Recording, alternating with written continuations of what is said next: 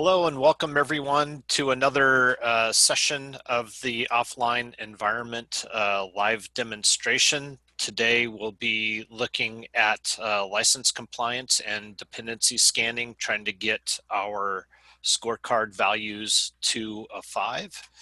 And with that, Olivier, please do your stuff. Thanks. So we still have little things to validate for dependency scanning, which are mostly about documentation fixes. And we had another run to give to SCADA SBT support because there was a specific patch to improve the detection logic. But since this shipped into 12.10, and thanks to Mo, we now have the 12.10 version running on the air-gap instance, the offline instance. We no longer need this patch, so we'll demonstrate that. As seen in the comment here, we had a runner issue, but we find out that it was a concurrency setting issue on our instance.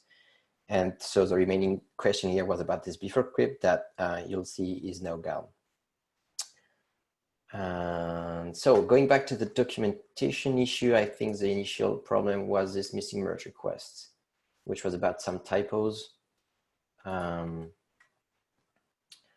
this merge request had been merged 1 week ago. So it's basically fixing some of the YAML that we were using, and it's like you can see, there was a variable issue here. So if you took the copy paste feature, it would have failed. And we also added this missing link from the top offline deployment documentation page. So I think this should address all the remaining 4 that we have around the doc.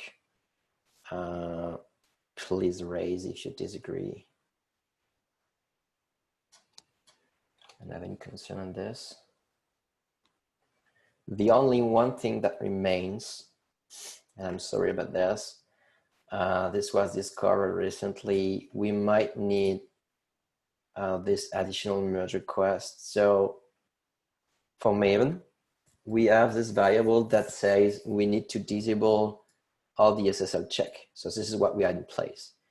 But the way the documentation is currently working, it's a bit misleading for users because I'll show that right away, dependency scanning.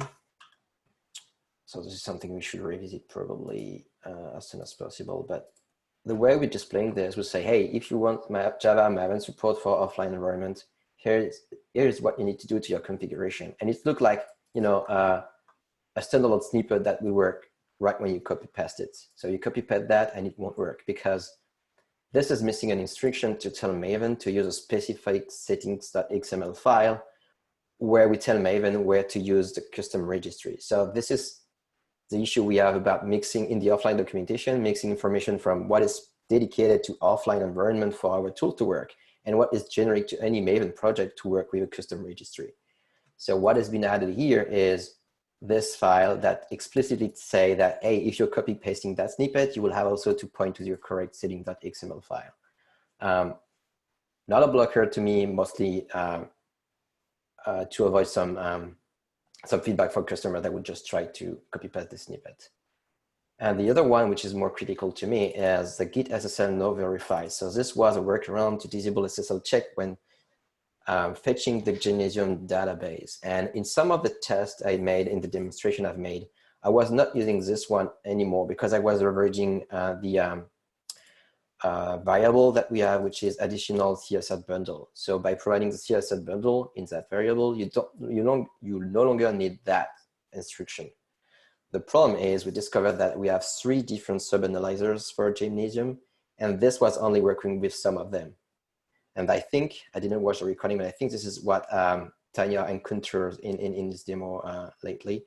So we might need this one so that we make sure, even if it's not applicable to all of them, we make sure that it's working in all cases for customers. And then when we improve Can they work daisy chained? Can both be present? Yeah, you can. If you put git SSL no verify, it would just bypass this. But if you put the certs on top of that, it would have no differences. Then I absolutely think we should put an MR in to include that until we can thoroughly retest everything to make sure that they all work with the CA cert variable. Yep, I agree. So this is a pending merge request that will probably be validated today. So I'd say we will have 5 when this is merged, but we definitely need to follow up. We have already, but follow up issues about making sure the CS cert handling is working across all the different cases that we are supporting right now. I hope this is clear. If you have any questions, please jump in. Okay, so could we just specify this in those comments somewhere? And I will jump to the Scala SBT test project. Close this one. So the change that we have for with the previous one is we were using the built-in Maven registry that we have with GitLab itself, but this was causing some issues because Scala is really dynamic and needs to download a ton of stuff. So what Igor did is he set up an Artifactory instance again into our internal network. So it's the same thing as the Pipe registry, the NPM registry that we have. So it's an Artifactory instance that contains some of the dependencies that we are using for SBT, for Maven, and for Gradle. As you can see, it's containing some packages, and this is the packages that the test project is using. It will load quickly, hopefully. We'll let this load. So we just add this Scala SBT template again, which has been updated to point to this external repository. So there is an option file here which tells, well, you can override the config with what's called repositories here, and the repositories are listed there. So it's pointing Ivy and Maven repository to this GitLab Airgate GVM instance, which is where we are hosting this Artifactory instance. So as you can see, there are several IV and MVN packages stored there. And I'm pointing out Jackson DataBind because this is one of those that this project is leveraging. If I look at the build.sbt, you can see that this is using Jackson DataBind from this namespace. So now that we see this project is being configured to work with this external registry, oh, sorry, wrong click. I will fork that into whatever group I created for today. We have the 24. Yeah, so I just created this empty group and we'll fork this there.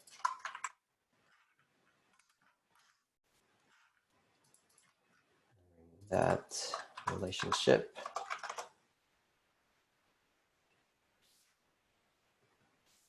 We made a note last time that we needed to update to 12.10. So is this still 12.9 or? It's 12.10 now. Okay. That.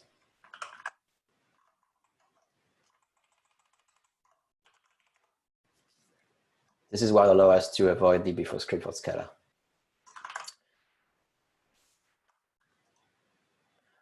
Hopefully this will be finished soon. All right, so opening the web IDE, I will add a GitLab CI YAML file. So I will go to the dependency scanning offline documentation, take that snippet, paste it there again. I will override this variable to tell the runner where to fetch those images. So CI registry again is a variable filled by populated by the runner to tell to get this on this host name. And the analyzer is the subgroup where we're putting all our Docker images here. And we also have the Gymnasium database being stored here. And this is another setting that we need to configure. So looking back at the documentation, on top of this one, we have specific settings. This is another part that is a bit odd in the documentation. We might improve that too. So you have language specific configuration, but for all the languages, you all need to apply this change. which sounds a bit odd because, well, if you just jump directly to one language, you might miss it. And this is my mistake because we did several changes iterating on the documentation. So it was making sense at some point, but not anymore. More improvement incoming. So I will replace that with the URL to this database. So again, this is part of the explanation here. The requirement is you have to have an offline Git copy of the Genesium database, which is what I'm pointing to right now. Okay, so going back to the documentation, I want to look at what is specific for Scala SBT. So I will copy paste that snippet. And this is telling to actually leverage a buffer script so that we are we are including the SSL certificate into the key tool, which is a different approach to leveraging custom certificates when it comes to dealing with Java, Gradle, and SBT projects. So what I need to add here, and actually what I would do is just use some snippet because there was different settings to do. We actually need to provide two of them. Yep, here it is. So the reason why I'm putting this is you can see it's twice the instruction that we have there. So this is a generate instruction to say, hey, if you have the need to connect to something external that have a certificate, this is a snippet that we provide to you to add it. But in the case of this Gradle project, this Scala project, oh, am I mixing things? I think this is about Gradle. Yeah, sorry. I'm going through too many different exercises. Yeah, we're in SBT, right? Yeah, we're in SBT, and this is this double certificate is needed for Gradle, not for. I mean, it's needed for our testing project of Gradle because it's using Gradle wrapper. So sorry, I don't want to mix you more with this. Forget about that. For SBT, it's just straightforward. We just have to link to not that host, but this one, which is the custom registry where we are putting the dependencies. So this is necessary because we will have SBT trying to call this host to fetch the dependencies. And since it has a self-signed certificate, it will prevent the connection to happen unless we import that certificate into the key tool. So we should be good to go. I will just not forget this time to add the famous check air gap job, because I know you like it much. Yes. Based on the number of times it's run, it's our favorite job.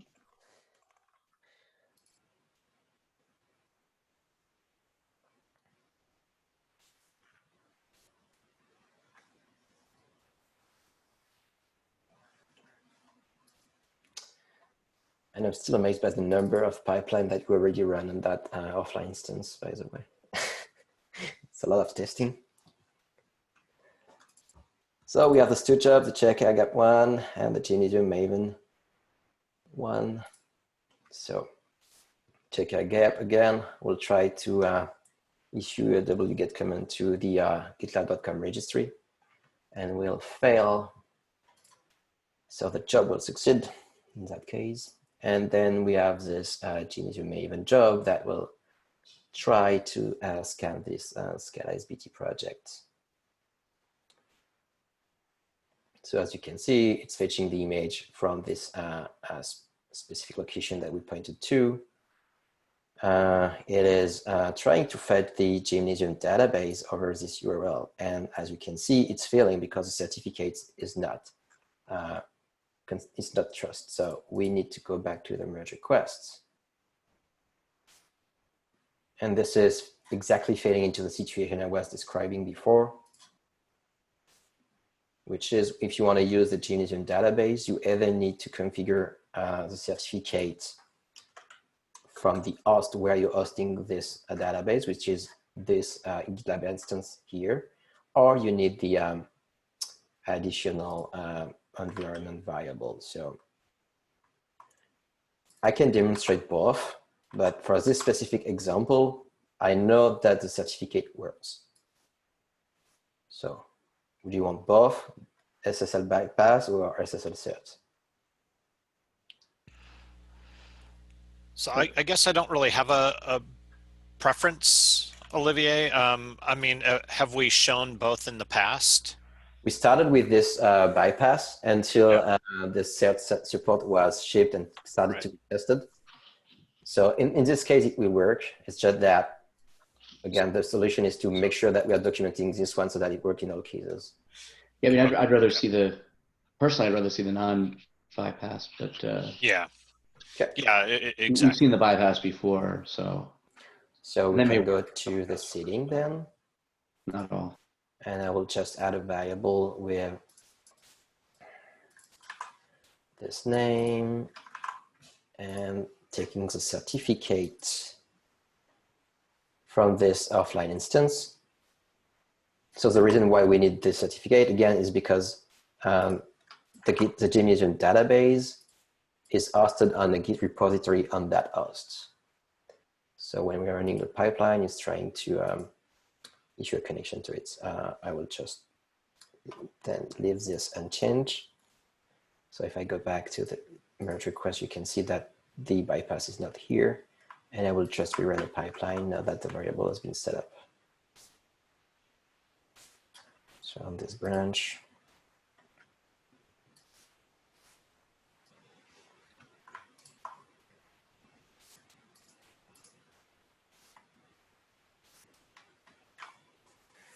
and now the fetching of the database will work.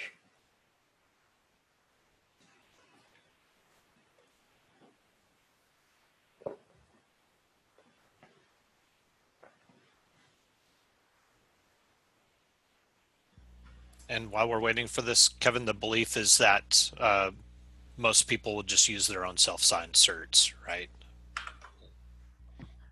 Yeah, They're not really self-signed. that's what. Yeah, so it's their own custom full CA certificate chain is the way I would Okay. describe it. But I think Got it. from a certain perspective, it behaves similar to a self-signed cert, but they would argue it's not self-signed. Yeah. Fair enough. Fair enough. It is a self-hosted certificate chain, kind of like the self-hosted dependency registries. And Mo talked to them directly because I don't understand certificates as well as y'all. So Mo can confirm. But I think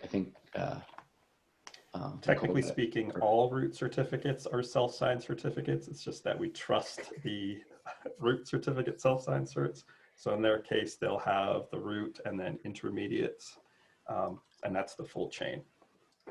Sorry. I think you're ready to do a Burnback Station about certificates. I was just thinking about recording one in the context of Ruby, because I love Ruby and it has OpenSSL bindings, so I think that would be fun. I can talk about all the pain of installing it as a system administrator. That I would love to learn more about that. All right, so the job now succeeded because it could successfully fetch the database, which is hosted on that custom, offline instance, and it did the analysis, installing the dependencies from the AGAP GVM instance, which is where we hosted the Artifactory registry.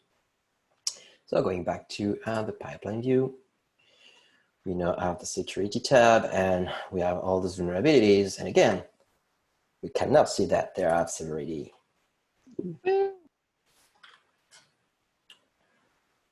And I think it's no time. Yeah, show merge request, sorry. Merge request is here. I will reload. I need to show the same information in the security widget. So we have the 55 new vulnerabilities reported there, same information there. And we can merge that into the differ branch so that it feeds the dashboard, the dependency list, and the configuration page. So configuration page now tells that dependency scanning is configured because there is a pipeline on the default branch that has this job, and we have to wait for it to run so that it's filling the dependency list and the security dashboard, which are currently empty.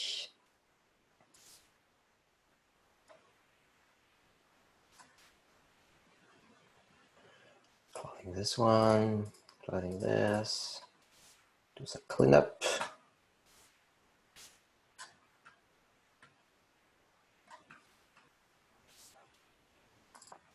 While we're waiting, oh, never mind.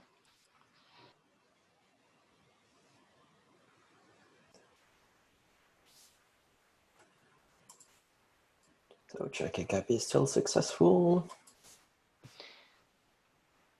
While we're waiting for that one to finish, I do have one question. So I'm assuming that the generate merge request option, I believe that's available in normal dependency scenarios. Is that available in offline, or is that not available in offline? Because I don't know exactly how that works behind the scenes. So first, it's only available for continuous scanning right now, and for dependency scanning, it's only for the YAN projects.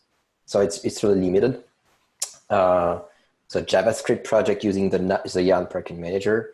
And yes, the logic, when it comes to dependency scanning, the logic is to look at the remediation that the analyzer is providing, which is telling if there is a newer version. The way it's working is that the database, the advisory database, contains some information about is that fixed by a newer version of the dependency of the package. Right. And the tool will look at this information and will try to fetch, to change the manifest file and fetch that dependency to update also the log file. So that it simulates an engineer updating that file manually, installing the dependency locally, and pushing this commit. The problem is it depends on how your custom registry is dealing with dependencies. If it's just a proxy that fetches external version of the packages as you ask them, it will work. If you are updating this on a different schedule and you have this new version available before the job runs, it will work. If you don't have those versions available in the custom registry when the job runs, it won't work. And even if the job itself can work because it's simply just updating a manifest file and there is no real check about updating the dependency there, when you apply that change, so when you create the merge request, it will apply the change, and then the pipeline will try to build your project by fetching this new version. And this is where it will fail. Okay, thanks, that's helpful. For container scanning,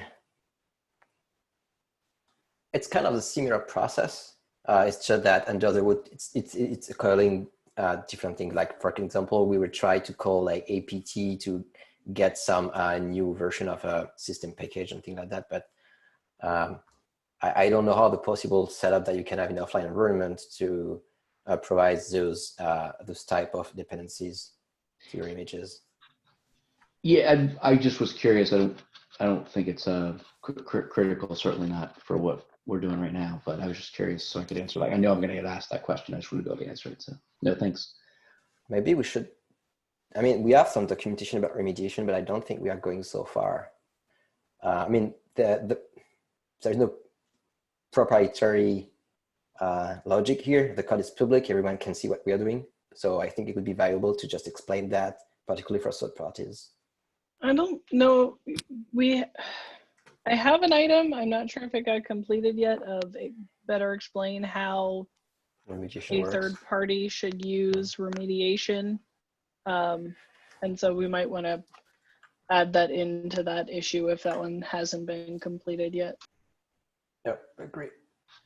Yeah, sorry, my intent was not to derail this though. So I thought it would be a quicker answer. I'm sorry. It's complicated. So I'm refreshing the dashboard now that the pipeline has finished on the master branch. You can see that it's filled with those vulnerabilities, showing again the same information there. And refreshing the dependency list, it shows all the components that have been installed. And it's a new layout. I'm late. I don't know what's changed in 12.10. It looks like it's a new layout about showing what packages are vulnerable. Great. It's collapsing them so that if one has multiple vulnerabilities, it's easier to read, because before Yeah. it was harder to Cool. read. I was looking for the Surprise! vulnerable component tabs, but I mean, if they are all at the top, I mean, Yes, things outside of with this conversation. vulnerabilities are sorted to top, and then the indicator on the right-hand side says how many vulnerabilities with the yellow warning indicator. Oh, no, it's supposed to be sorted by default to the top. Did you Yeah, resort? but I changed that. Yeah, I'm playing with Okay, it. you Sorry. forced to resort. Okay. I'm screwing the demo. Don't scare me that there's bugs. All right, at least it's showing up there. I think we went through all the steps. Yeah, so that's correct. Let's give it a 5. I think we decided there was a couple more doc tweaks we needed, but at least it should be, Yeah. anyone can say no, but I think at least it should go from a 3 to a 4. Putting that link to the chat if you want to put it into the feedback cells.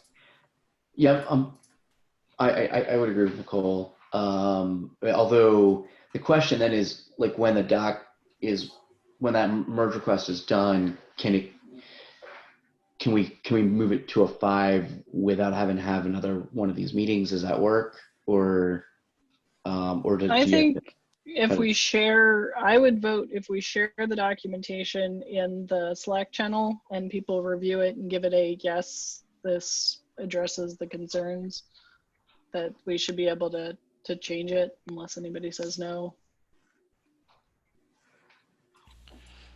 I'm okay with that. I just not having done this with this particular process before. I just was asking.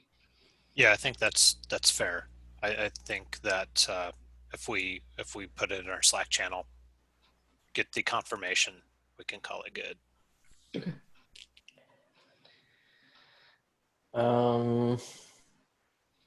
For license compliance, I mean, are we good with the dependency scanning then? I believe so. Let me just make sure I got the note correct on, it was the second one. There's, our main concern is that we needed doc updates. Yeah, and I added a link to this pending merge request. Okay. So I'll just put in the same score as the last time for everything else and just say copied from last time. I think we should point to this one instead because it was mislinked, because if you look at the previous ones, it doesn't say what's missing currently. Okay. So I would put just, they are all waiting this specific merge request. Okay, I can say that they're all waiting on, B or R12 or whatever. Cool. License compliance, we had remaining 4, again, about some waiting documentation. So yes, 5. So the 4 was about documentation about limited matching. Do we have that documentation, Mo? I don't recall we did that. Yeah, the MR was opened like right before the last demo and then merged since then. I can get the link. Thank you. And for this one, I think this is a merge request that was pending, which is we were not telling people since compliance. So when you configure things for an offline environment, again, it's the same issue about, hey, you have some specific things to do because it's offline, which is pointing to the custom analyzer images here. The problem is you also need to set up your custom registry, and we had different organizations in the doc. So we have this link available for private Maven repositories, but we were missing it for Python. So this is what has been added with this merge request, which is adding the private Python registry. And we added the corresponding doc on the top here, which say, hey, if you want to use private or custom Python repos, you can do this by setting up this pip index URL, which is already documented. It was existing before, so it's just like, yeah, improving the doc to help new customers setting this up.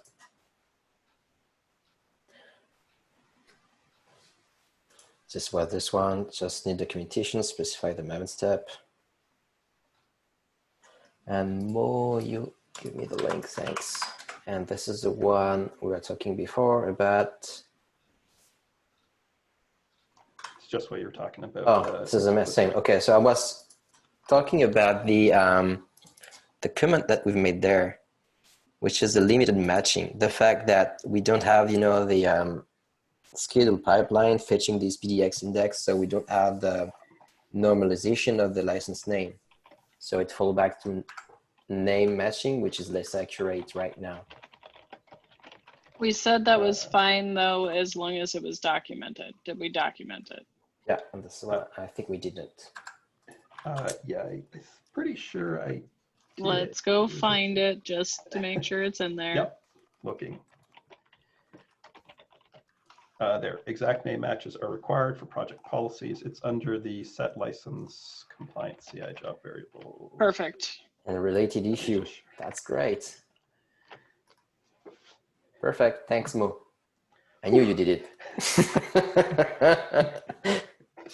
There have been so many MRs, I have no idea what exists and doesn't at this point. Me too. I'll just, for the sake of making this clear, try to find the corresponding merge request. Although, can I detour back to dependency scanning for a second? Yep, sure. It seems like we changed our mind at some point during the process because PHP Composer is a 5 and Ruby Gem is a 5. And all the others were 4 because we were waiting on all of them to be done for them to be 5. So at some point we changed our mind that everybody could be 5s. So as far as I know, there were 0 concerns about Maven, Gradle, NPM, Yarn, pip, pip and env setup tools. And so like, should all of those also be 5 with the note that we can't change steps 3 and 4 to 5 until those are 5s? Because it seems like we changed our mind at some point in the process. Yeah, I think the issue comes from the fact that we were adding here that we were waiting for language-specific documentation. But in the case of PHP compiler, Ruby, and Go, there is no language-specific documentation because there is no like custom registry to set up, so no system bypass to set up.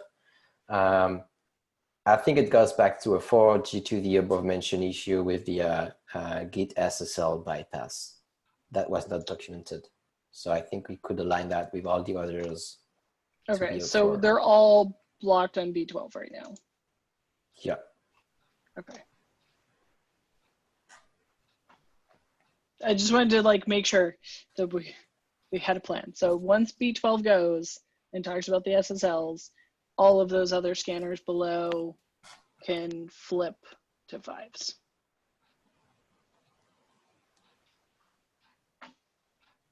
Or were there any other concerns on any of the other scanners like Gradle, NPM, etc.?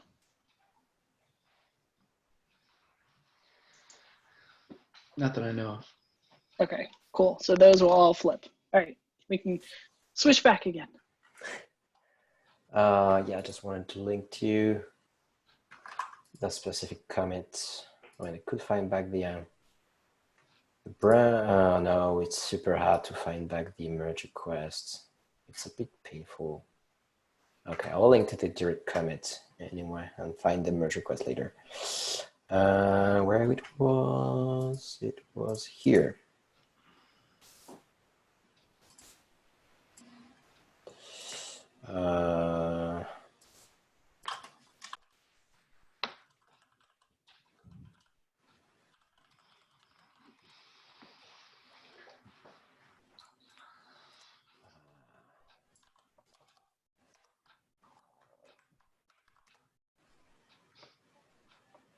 So this should be a 5.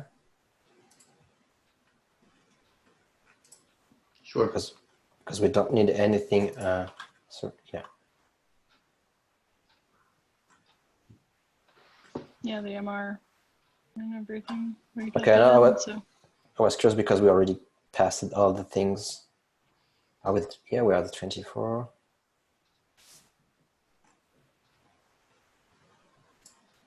Because this merge request is no merge, so there's no longer need to wait for it. No longer, yeah, blocked. Yeah.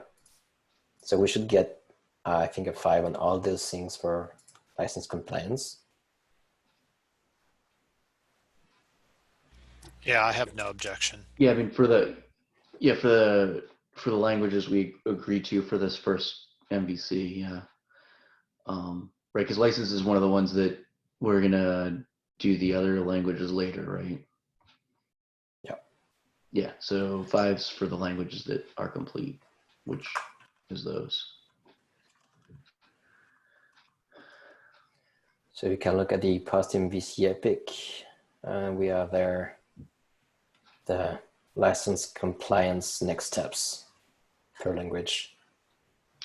And, do you already have, Nicole, do you already have an order for those, or do you need help with them? I do not have an order. I do have which languages they use versus they do not use documented in there.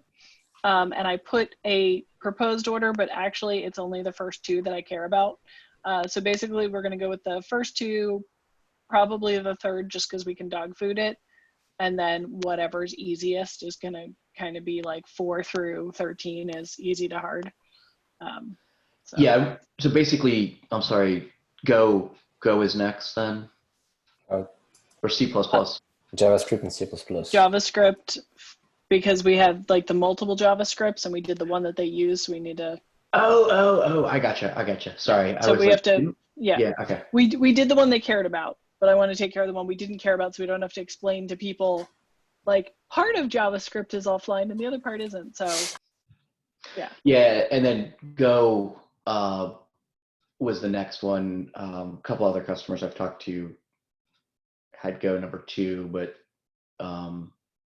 yeah, so I think it's fine where it is. I mean, number 2, like they had it higher, but they were a smaller number of folks who weighed in on that. So I think, yeah, okay. All right. Cool. Can we get a 5 on this one? I want a 5. Yeah, that one should be a 5. It's merged, so woo! Yeah, Right. yeah, and that's all I was really looking for was that so that people wouldn't be confused. Woo woo! And the crowd goes wild. 4.3. Crap. Well, anything else you want to ask? I think just a quick recap that we believe that we're going to flip to 5s once we have a asynchronous review of documentation updates for dependency scanning. And we probably need one more run through of the QA environment. Hopefully everyone has helped the quality team work through some of the problems that they were having, and they'll be able to do one more demo, and then victory will be ours. Yep, Yeah. sounds about right. Yep. Okay. Last call before I stop the recording. Todd, I had one question for you post recording. Okay, I'll shut it down.